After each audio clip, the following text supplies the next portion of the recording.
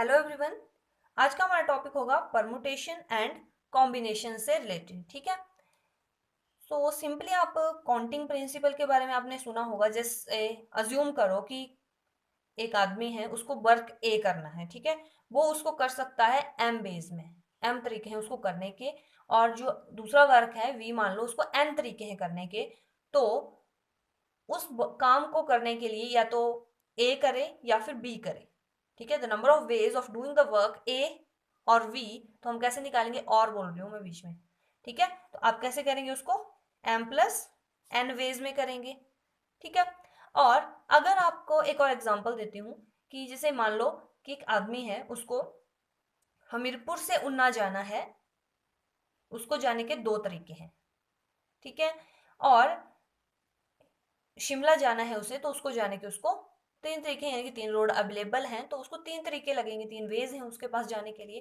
अब total number of ways that he can leave Hamirpur, Hamirpur छोड़ने के उसके पास कितने तरीके हैं।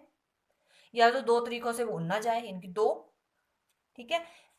और या तो तीन तरीकों से शिमला चला जाए, तो यानी कि आपके पास टोटल वेज हो गए 5 और हो तब। ठीक है।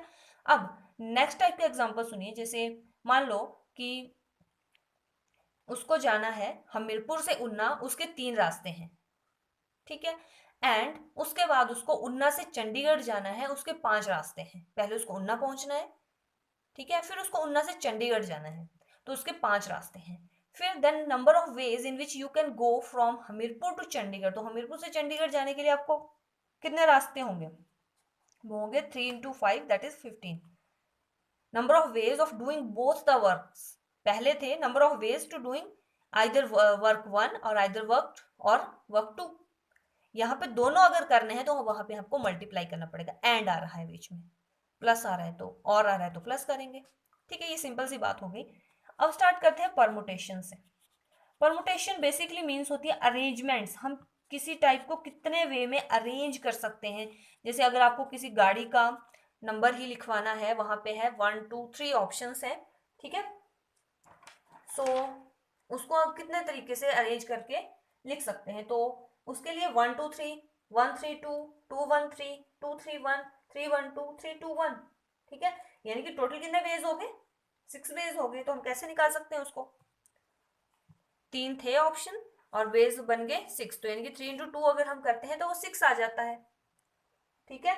और अगर चार होते ऑप्शन तो हम कैसे निकालते, 4 into 3 into 2। ठीक है। वो आ जाएगा आपके पास 24। 4 3 2 का मतलब ये हुआ कि यहाँ पे आपके पास चार नंबर है, इनमें से आप कौन सा अपना कितने अरेंजमेंट कर सकते हो एक गाड़ी का नंबर बनाने के लिए। ठीक है। इस टाइप में आता है, एक टाइप से अरेंजमेंट होती है। अगर अब इसका फॉर्मूला देख लीजिए। इसका फॉर्मूला होता है परमुटेशन का, होता है एन पी आर, मतलब कि एन टोटल डिफरेंट थिंग्स हैं और आर जो है वो उतनी हम एक टाइम पे ले रहे हैं। ठीक है। और इसको वो होता है N factorial divided by N minus R factorial. ठीक है। अब एक और चीज आई यहाँ पे, फैक्टोरियल। तो फैक्टोरियल क्या चीज है, फैक्टोरियल है एन फैक्टोरियल को आप लिख सकते हो N into n-1, n-2, n-3 and so on. ठीक है। इंटू 2 into 1 तक। क्लियर। अगर आपके पास 5 फैक्टोरियल तो होगा 5 into 4 into 3 into 2 into 1, last 1 तक। पीछे को मल्टीप्लाई करते जाना है, पीछे वाली टर्मों से 1 तक। ठीक है। जीरो नहीं कर देना, नहीं तो सारा ही जीरो हो जाएगा। तो ये आपका एन फैक्टोरियल को ये चीज बोलते हैं कि इसका एक एक स्टेप मल्टीप्लीकेशन होता है। 5 फैक्टोरियल यानी कि 5 तक चीजें मल्टीप्लाइड है। ठीक है। अब इसमें एक एग्जांपल दूं मैं। जैसे आपको एक लेटर्स हैं, ठीक है, A B C taken two at a time. तीन लेटर्स हैं, A comma B comma C. ठीक है। तीन लेटर्स हैं, उनमें से दो लिए एट ए टाइम, तो हम कैसे निकालेंगे उनको, 3p2।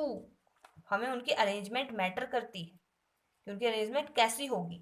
3 into 2, अगर क्वेश्चन इसके अकॉर्डिंग लगाएंगे हम तो आपके पास आ जाएगा N factorial 3 into 2। N minus R करेंगे तो 1 आ जाएगा, 1 फैक्टोरियल 1 होता है, तो आपके पास आ जाएगा 6। परमुटेशन बनी की क्या क्या, दो लेनी है ना एक साथ में, तो अब एग्जाम्पल देख के करो ना पूरा। A B, A C, B C, B A, C B कितनी हुई 1 2 3 4 5 6, टोटल भी 6 ही हुई। तो इस टाइप से अरेंजमेंट को दर्शाता है आपका परमुटेशंस, ठीक है। अब एक और चीज है, the number of permutation of N different things taken R at a time allowing repetitions. अगर रिपीटिशन अलाउड हो और आपके पास आपको परमुटेशन ही निकालनी है एन डिफरेंट थिंग्स की, तो वो आती है N raise to power R, जितनी आपकी चीजें होंगी उस टाइम आपने ली हुई। अब एग्जांपल के साथ समझिए, जैसे मान लो आपने 3 डिजिट नंबर फॉर्म करना है, किसमें से 5 6 7 8 एंड 9 से, और रिपीटिशन अलाउड है, यानी कि 1 1 1 भी लिख सकते हो आप, 2 2 2 भी लिख सकते हो, सॉरी 5 से है ना, तो 5 5 5 भी लिख सकते हो, 7 7 7 भी लिख सकते हो। 3 डिजिट नंबर बनाना है, तो आपका इसका आंसर बनेगा 5। कितनी है टोटल 1 2 3 4 5, रेस्ट टू पावर जितनी आपने एट ए टाइम लेनी है 3, तो आपके पास आंसर आ जाएगा 125। समझ गए दो टाइप के परमुटेशन। अब परमुटेशन के बेसिक्स चीजें होती हैं, एक और भी है, जैसे अब आपने जैसे लेटर्स के बारे में बोला होगा, जैसे आपके पास होता है कि इंटरनेशनल या कोई भी वर्ड दिया होगा और बोला होगा कि इसके कितने अरेंजमेंट्स हो सकते हैं, लाइक दैट इस टाइप के क्वेश्चन होते हैं। तो उस टाइम में क्या होता है, परमुटेशन लगती है वहां पे, the permutation of N things, ठीक है, N things of which p are identical of one kind and q are identical of second kind and r are identical of third kind, where p plus q plus r is equal to n, then your formula is n factorial divided by p factorial q factorial r factorial। अब example के साथ मैं इसको समझाऊं, जैसे word है आपका, आपको निकालनी है number of permutation of independence, ठीक है, इसकी निकालनी है आपको। तो आप कैसे निकालेंगे, 12 फैक्टोरियल, टोटल प्रॉब्लम है ये। अब जो एक टाइप के नंबर देखेंगे हम पहले, आई तो एक ही है, तो आई को लिखने की जरूरत नहीं है। सेकंड है एन कितने टाइम्स है, 1 2 एंड 3 फैक्टोरियल, ठीक है। अब डी कितने टाइम्स है, 1 एंड 2 फैक्टोरियल। देन ई कितने टाइम्स है, 1 2 3 4 टाइम्स, 4 फैक्टोरियल। एन हो गया, डी हो गया, बाकी सारे आइडेंटिकल हैं। अब देखो जो 1 है आपका, उसको आप लिखो चाहे ना लिखो, एक ही है वो, 1 फैक्टोरियल लिख दो तो 1 ही आ जाएगा, ठीक है। तो ये चीजें, अब आइडेंटिकल से आपका मतलब मैंने बोला था कि identical of first kind, one kind, एक तरह के, 3 फैक्टोरियल एक तरह के नंबर है ना, एन आपके, ठीक है। तो आप इसको ऐसे सॉल्व करेंगे, ठीक है। अब नेक्स्ट है आपका कॉम्बिनेशन। बाकी जब आपको पीडीएफ मिलेगी वहां पे भी नजर जरूर मारें क्वेश्चन फॉर्मूलेस पे। कॉम्बिनेशंस में मतलब उसमें मेन होता है इसका एक टाइप से सिलेक्शन करनी होती है हमने, जैसे नंबर ऑफ कॉम्बिनेशन अगर एन डिफरेंट थिंग्स हैं, उसमें से अगर आर एट ए टाइम हमने लेनी है, तो उसका फॉर्मूला होता है, इसको हम लिखते हैं N C R, which is equal to N factorial divided by R factorial N minus R factorial, या फिर आप लिख सकते हो एन पी आर, अगर आपको ये याद नहीं रहता है तो N P R divided by, जिनकी जो परमुटेशन का फॉर्मूला है, डिवाइड करना है आर फैक्टोरियल से, ठीक है। ऐसे आप लिख सकते हो, आपने इसमें सिलेक्शन करनी होती है। अब एग्जांपल देखते हैं, ये तो होगी आपकी फर्स्ट टाइप की। अब जैसे उसमें था कि रिपीटिशन अलाउड हो, तब क्या होगा, number of combination of N different things taken R at a time allowing repetition, repetition allow हो तो हम कैसे करते हैं, N plus R minus 1 C R, ठीक है। तो आप ये फॉर्मूला लगाएंगे और आपका आंसर आ जाएगा। जैसे अब आपको बनानी है द कॉम्बिनेशन ऑफ, जैसे वहां पे हमने एबीसी लिया है, तो वहां यहाँ पे हम सेम एग्जांपल लेते हैं, ए बी सी, इनकी आपने कॉम्बिनेशन बनानी है टेकन 2 एट ए टाइम, तो यानी कि आपका बनेगा 3C2 which is equal to 3 factorial divided by 2 factorial into 3 minus 1, 2 is 1 factorial, तो आपके पास आ जाएगा 3 into 2 divided by 2। यहाँ पे थोड़ा कंफ्यूजन हो गई है, ठीक है। यहाँ पे एबीसी तो है, लेकिन यहाँ पे रिपीटिशन अलाउड है, तो ये वाला फॉर्मूला नहीं लगेगा, ये वाला फॉर्मूला जो मैंने अभी आपको बताया वो लगेगा। तो यहाँ पे आएगा एन की वैल्यू कितनी है, वो है 3 प्लस आर, 3 प्लस आर कितना है, 2 eight a time minus 1 C2, तो हमारे पास बन जाएगा 5 - 1 दैट इज 4C2। ठीक है, यहाँ पे रिपीटेशन अलाउड है तो यहाँ पे कंफ्यूज नहीं होना है। ठीक है, अब यहाँ पे आ जाएगा 4 factorial divided by 2 factorial into 4 - 2 factorial which is equal to 4 into 3 into 2 into 1 factorial ऐसे खोलना है आपने, divided by 2 factorial into 2 into 1, 2 ही लिख दिया मैंने, और यहाँ पे भी 2 फैक्टोरियल बनेगा वो 2 आ जाएगा। ठीक है, तो आपके पास आ जाएगा 6 आंसर। कौन कौन से होंगे वो, रिपीटेशन अलॉट हुई तो A B B, C C, A B C, A C. ठीक है, टोटल 6 हो गए। क्लियर। अब एक क्वेश्चन करते हैं सिंपल सा, ऐसे टाइप के क्वेश्चन भी आपको आते हैं। आपने निकालनी है value of 15C11 divided by 15C10, वो किसके बराबर होगी, हम कैसे निकालेंगे इसको।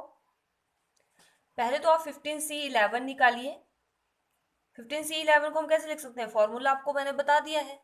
ठीक है, 15 factorial divided by R factorial किया 11 फैक्टोरियल, 15 - 4 इज 4 फैक्टोरियल, मल्टीप्लाई, अब ये डिवाइड में है तो साइड जब हम मल्टीप्लाई करते हैं तो अपोजिट हो जाते हैं, यानी कि 15 फैक्टोरियल नीचे आ जाएगा, ऊपर आ जाएगा आपके पास 10 फैक्टोरियल इंटू 5 फैक्टोरियल। ठीक है, 15 से आपका 15 फैक्टोरियल कट हो जाएगा। अब नेक्स्ट क्या बचता है आपके पास, यहाँ पे देखो, अब नेक्स्ट चीज आपने कैसे खोलनी होती है, अगर मैं यहाँ पे नीचे लिख दूं 11 इंटू 10 फैक्टोरियल, ऐसे लिख सकते हैं, लिख सकते हैं ना, 1 इंटू यहाँ पे 10 फैक्टोरियल एज इट इज रहने दो, मल्टीप्लाई बाय 5 इंटू 4 फैक्टोरियल यहाँ भी कर दो, तो 4 फैक्टोरियल से 4 कट हो जाएगा। इनके पीछे तक फैक्टोरियल रख लो ना, एक जो हमें चीज चाहिए जो कट हो सकती है वहां आगे वाली निकाल लो, 10 से 10 फैक्टोरियल कट हो जाएगा। अब आपके पास क्या बचता है, ओनली 5/11, तो ये आपका आंसर आएगा यहाँ से। ठीक है, नेक्स्ट क्वेश्चन लेते हैं, जैसे 43C R-6 is equal to 43C 3R+1। अब आपने निकालनी है R की वैल्यू, तो आप कैसे निकालेंगे, यहाँ पे आपके पास एक इक्वेशन टाइप फॉर्म्ड होंगी। ठीक है, अब आपको इनके फॉर्मूले तो पता है, ओपन करना आपको आता है इनका। ठीक है, तो वो बन जाएगा आपके पास 43 और 43 है, अगर यहाँ पे 43 है दोनों साइड, दूसरी साइड भी 43 ही है, अगर दोनों ओपन करके हम लिखेंगे तो 43 और 43 फैक्टोरियल तो वैसे ही कट हो जाएगा, कुछ स्टेप हम स्किप भी कर सकते हैं। ठीक है, तो आपके पास बचेगा R-6 प्लस 3R+1। ठीक है, वो आ जाएगा आपके पास 43 के बराबर। कैसे किया आप सॉल्व करेंगे, ट्राई करेंगे और मेरे को बताएंगे कि आपसे ये क्वेश्चन हुआ या नहीं हुआ। 43 से 43 आपका कट हो जाएगा, आपका क्या बचेगा, नीचे देख लो, R-6 इस साइड बचेगा, R-6 फैक्टोरियल, और एक बनेगा 43 माइनस R-6। आगे क्या होगा, अब R की वैल्यू यहाँ से आप निकाल सकते हो, 4R-5, 4R-5 is equal to 43, which implies 4R is equal to 48 and which is equal to R is equal to 12। तो आपका R की वैल्यू आ गई 12। इसको आप पूरा सॉल्व करेंगे, फिर मेरे को बताएंगे कमेंट में, कमेंट नहीं, आपको मैक्सिमम देखो क्वेश्चन तो आपका सॉल्व हो जाएगा, फॉर्मूला आपको पता है, सो ट्राई करेंगे आप इस क्वेश्चन को। ठीक है, अब नेक्स्ट क्वेश्चन है कि everybody in a room shakes hand with everybody else. ठीक है, the total number of hand shake is 66, the number of person in the room is, अब आपने हैंडशेक दिया हुआ है, अब आपने ये सोचना है पहले कि कॉम्बिनेशन का टॉपिक सॉरी फॉर्मूला लगेगा या परमुटेशन का फॉर्मूला लगेगा, तो हम कैसे निकालेंगे। ठीक है, अब देखो जब भी दो पर्सन हैंडशेक करेंगे तो दो तो होंगे ही ना, वो दो हैंडशेक हो रहे हैं, दो पर्सन ही करेंगे, एक थोड़ा ना करेगा, तो हम कॉम्बिनेशन का यहाँ यूज करेंगे। परमुटेशन जो होती है अरेंजमेंट करनी होती है, वहां पे हमें उसका लॉजिक नहीं, हमें सिलेक्शन करनी है इस चीज में। ठीक है, तो हम लगाएंगे NC2 इज इक्वल टू 66, ये हमारे पास दिया होगा कि टोटल हैंडशेक इतने हो रहे हैं। ठीक है, which is equal to, which implies n factorial divided by n minus 2 factorial into 2 factorial which is equal to 66, which implies n into n minus 1 which is equal to 132। अब यहाँ पे n को कैसे खोल सकते हैं हम, n minus 1 और n minus 2, तो n minus 2 से n minus 2 फैक्टोरियल कट हो जाएगा, आपको सोचेगा n into n plus 1, n minus 1 और 2 से side multiply 132, which implies n into n minus 1 is equal to 12 into 11। आप इस फॉर्मेट में, अब देखो जो चीज़ें हैं एक हम इस फॉर्मेट में लिख सकते हैं, हमें कोशिश करनी है कि जो इस साइड वाली होती है उसको हम किसी के मल्टीपल में लिखें, और वो भी एक कम, मतलब एक एक कॉन्जिक्यूटिव नंबर होने चाहिए दोनों। तो आपके पास एन की वैल्यू आ गई 12, ठीक है। तो आपका कितना आ जाएगा, टोटल पर्सन कितने हैं वहां पे 12, ठीक है। आपके पास उल्टा क्वेश्चन भी आ सकता है, ऐसा भी पूछा जा सकता है जैसे 42 मैन है, वो आप सिर्फ आदमियों के साथ हाथ मिला रहे हैं, जैसे 42 मैन है वो आदमियों के साथ हाथ मिला रहे हैं, और जो 16 वीमन है वो सिर्फ वीमन के साथ हाथ मिला रही हैं, ठीक है। अब आपसे पूछा है कि टोटल कितने हैंडशेक होंगे, तो ऑब्वियस सी बात हम क्या करेंगे, 42C2, दो ही बंदे हैंडशेक करेंगे तो दो हमें चाहिए, प्लस 16C2, इसका आंसर आप निकालेंगे आपके पास आ जाएगा 981, ठीक है। ये भी आप ट्राई करना। अब नेक्स्ट क्वेश्चन है आपके पास, एक ट्रिक ही समझ लीजिए आप इसको, कि अगर आपके पास दिया हो NC2 which is equal to NC5, तो आपकी n की वैल्यू आपसे पूछी है कि आपने n की वैल्यू निकालनी है, तो आप कैसे निकालेंगे। दो तरीके हैं, या तो आप फॉर्मूला यूज कीजिए या फिर सिंपल कीजिए। वो क्या होती है, इसमें कंडीशंस होती हैं। अगर x is equal to Y होगा तो x जो होगा x प्लस वाई n के बराबर होगा। ये दो कंडीशन है सॉरी, ठीक है। ऐसी कंडीशन कब आती है, जब इक्वल साइन बीच में हो, क्लियर। तो x बाई इनको मान लीजिए, या तो ऑप्शन है, या तो x is equal to Y होगा तब ऐसा हो सकता है, या फिर x प्लस वाई जो है वो n के बराबर हो, तो ये कंडीशन तो वैलिड नहीं होगी, यहाँ 2 है यहाँ 5 है। सो ये कि दूसरी कंडीशन वैलिड होगी, तो x plus Y is equal to n, तो आपके पास है 2 plus 5 is equal to n, तो n की वैल्यू कितनी आ जाएगी आपके पास 7, तो डायरेक्ट आप 7 निकाल सकते हो, या फिर आप फॉर्मूला ट्राई करके भी निकाल सकते हो। नेक्स्ट क्वेश्चन है आपका ऐसे वर्ड दिया हुआ है, आपकी इसमें कितनी अरेंजमेंट्स हो सकती हैं, तो हम कैसे निकालेंगे, अभी मैंने आपको बताया। फर्स्ट ऑफ ऑल हमें देखना होता है कि कितने टोटल सेम वर्ड है, तो m एक टाइप के हैं, e एक टाइप के हैं, ठीक है, और यहाँ पे t है, तो t भी दो है, क्लियर। तो आपका कौन सा फॉर्मूला यूज करेंगे हम, n फैक्टोरियल, टोटल कितने हैं 1 2 3 4 5 6 7 8 9, 9 factorial divided by 2 factorial, 2 factorial in 2 factorial, यानी कि 9 factorial divide by 2 factorial cube. Solve कर लीजिए, या फिर इतना ही आपके पास ऑप्शन है, तो यहाँ तक आपके पास आ जाएगा आंसर, ठीक है। अब मान लो कि आपको कहीं स्पीच देनी है, 4 लड़के हैं आपकी क्लास के, उनको स्पीच देनी है, तो एक टीचर को वो कैसे अरेंज कर सकती है, उनकी स्पीच को किस वे में अरेंज कर सकती है, तो वो होगा 4 ही लड़के हैं ना, अरेंजमेंट करनी है 4 फैक्टोरियल, आंसर आ जाएगा आपके पास 24 वेज। अब आप सोच रहे होंगे जैसे अगर फॉर्मूला है आपका, अरेंजमेंट ही करनी है ना आपने, तो आपको परम्यूटेशन का फॉर्मूला लगेगा, तो आएगा 4p4, सभी इकट्ठे ही ले रहे हैं, ठीक है, तो आ जाएगा 4 factorial divided bye 4 minus 4 factorial. अभी आप यहाँ सोचो कि यहाँ पे जीरो आ गया, तो जीरो से तो होगा नहीं, लेकिन एक और चीज ये है कि 0 फैक्टोरियल जो होता है वो होता है 1 के बराबर, ठीक है, 0 फैक्टोरियल इज इक्वल टू 1, तो आपका आंसर यहाँ से भी 24 ही भी जाता है। तो इनकी सभी चीजें एक साथ ही लेनी है हमें परमुटेशन में, तो आपका डायरेक्ट आप वही भी लिख सकते हो जो टोटल नंबर्स हैं, क्लियर। तो काफी क्वेश्चन हमने कर लिए हैं, बाकी आप क्वेश्चन ट्राई करते रहिए, पीडीएफ जो मिलेगा उसमें जितने भी क्वेश्चन या आपके पास जो भी फॉर्मुलेज होंगे उन पे नजर जरूर मारिए, डायरेक्ट क्वेश्चन वहां से भी आ सकता है। Thank you.